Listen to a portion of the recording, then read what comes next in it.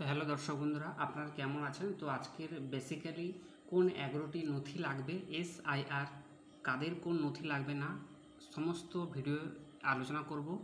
তাই ভিডিওটি শেষ অবধি দেখবেন। অর্থাৎ এই সময় যে ভোটার ভেরিফিকেশান চলছে, এসআইআর কাদের কোনো নথি লাগবে না, কাদের নথি লাগবে, সমস্ত ডিটেলস কিন্তু আপনাদের এই ভিডিওতে দেব। তো এই মুহূর্তে শুরু হলো আজকের 28শে অক্টোবর থেকে, ঠিক আছে? 28শে অক্টোবর থেকে বাংলায় শুরু হলো এসআইআর, চলবে 4ঠা ডিসেম্বর পর্যন্ত এবং এমানুলেশন ফর্ম পর্ব খসড়া ও ভোটার তালিকা প্রকাশ হবে 9 ডিসেম্বর এবং 7ই ফেব্রুয়ারি চূড়ান্ত ভোটার তালিকা প্রকাশ হবে, ঠিক আছে? তো এই বিষয়ে আপনার সঙ্গে আলোকপাত করছি, এবার আসছি, ঠিক আছে? এই বিষয়ে আপনাদের সঙ্গে আলোকপাত করছি। দেখুন, এখানে বলছে যে স্পেশাল ইন্টেনসিভ রিভিশন বা এসআইয়ের ঘোষণা হলো বাংলায়। মঙ্গলবার 28শে অক্টোবর থেকে এসআই শুরু হচ্ছে। বাংলা সহ 12টি রাজ্য ও কেন্দ্রশাসিত অঞ্চলে মুখ্য নির্বাচন কমিশনার মাননীয় দিয়েছেন যে বিহারের মতো 11টি নথি থাকছে প্রায় 12টি রাজ্যে। এসআইআর ক্ষেত্রে এই 11টি নথির একটি দেখালেই হবে, সঙ্গে যুক্ত হচ্ছে আধার কার্ড। তবে বারবার মাননীয় জানিয়েছেন যে আধার কার্ড অপশনাল, কিন্তু তিনি স্পষ্ট বলেছেন আধার নাগরিকত্বের প্রমাণ নয়। তবে আইডি ভেরিফিকেশনের ক্ষেত্রে প্রুফ হিসাবে কিন্তু এসআইআর প্রক্রিয়ায় রাখা যেতে পারে। একই সঙ্গে ওই দিন আরও একটি গুরুত্বপূর্ণ বিষয় বলেছেন যে তিনি যে 11টি নথি কাদের দেখাতে হবে না আর কাদের দেখাতে হবে, এই এপিসোডে আপনাদের সঙ্গে আলোকপাত করব। কারা সাধারণভাবে এসআই প্রক্রিয়ার মধ্যে দিয়ে যেতে পারবেন সেই বিষয়েও জানিয়ে দেন তিনি। চলে আসছি, এবার আসছি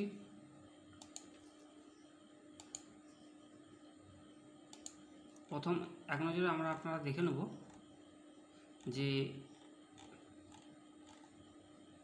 প্রথম দেখে নেওয়া যাক 11টি নথি কী কী আপনাকে কিন্তু লাগবে। প্রথম হচ্ছে রাজ্য বা কেন্দ্র সরকারের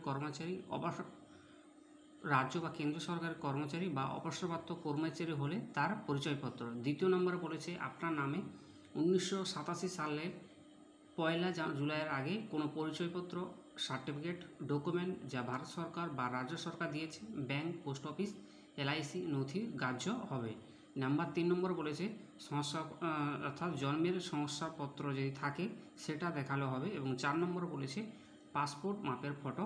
এবং 5 নম্বর বলেছে কোনো স্বীকৃত বোর্ড বা স্বীকৃত বিশ্ববিদ্যালয়ে দেওয়া স্বীকৃত সংস্থার শংসাপত্র এবং মাধ্যমিকের সার্টিফিকেট গ্রহণযোগ্য যেখানে আপনার জন্মের সাল তারিখ উল্লেখ রয়েছে। এবং 6 নম্বরে বলেছে রাজ্যে দেওয়া পার্মানেন্ট যে রেসিডেন্ট সার্টিফিকেট। এবং 7 নম্বর বলেছে যারা বনাঞ্চলে যারা থাকেন তাদের ক্ষেত্রে বন আধিকারিকের শংসাপত্র। তো এই বেসিক্যালি এই ডকুমেন্টসগুলো লাগবে। আর সেই সঙ্গে আরও বলেছেন যে যেখানে আপনার জন্মসাল তারিখ উল্লেখ করা হয়েছে।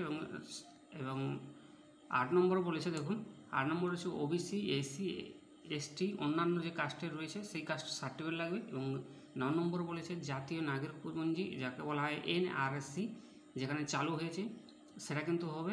আর 10 নম্বর বলেছে রাজ্য সরকার বা স্থানীয় প্রশাসনের তৈরি ফ্যামিলি রেজিস্টার, এটা থাকলেও হবে। এবং 11 নম্বর বলেছে সরকারের দেওয়া জমির নথি, বাড়ির নথি অর্থাৎ দলিল এবং পর্চা। যে এখানে একটি কোশ্চেন কিন্তু এখানে ভালো করে বলা আছে যে এনি আইডেন্টি প্রুফ কার্ড, অর্থাৎ আমি যেটা বললাম ওই সমস্ত 13টি ডকুমেন্টস আপনার কিন্তু মধ্যে যে কোনো একটি হলে হবে এবং কার কোন ক্ষেত্রে প্রযোজ্য সেটা দেখে নেবেন। এবার আসছি কাদের এই উপরোক্ত নথিগুলি দেখাতে হবে না। অর্থাৎ 2002 বা 2003 সালের এসআইয়ের তালিকা যাদের নাম রয়েছে, আবার বলছি কাদের উপরোক্ত নথিগুলি দেখাতে হবে না সেই সমস্ত ব্যক্তিদের যাদের 2002 বা 2003 সালের এসআইয়ের তালিকা যাদের নাম রয়েছে তাদের আলাদা করে নথি দেখাতে হবে না।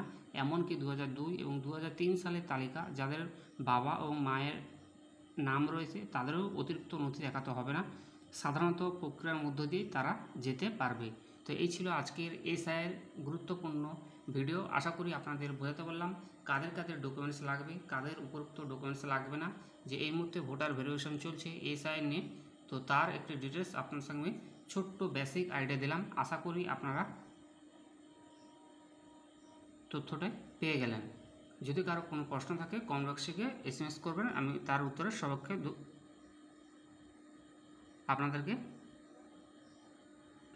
উত্তর দেব। ধন্যবাদ ভিডিওটি দেখার জন্য।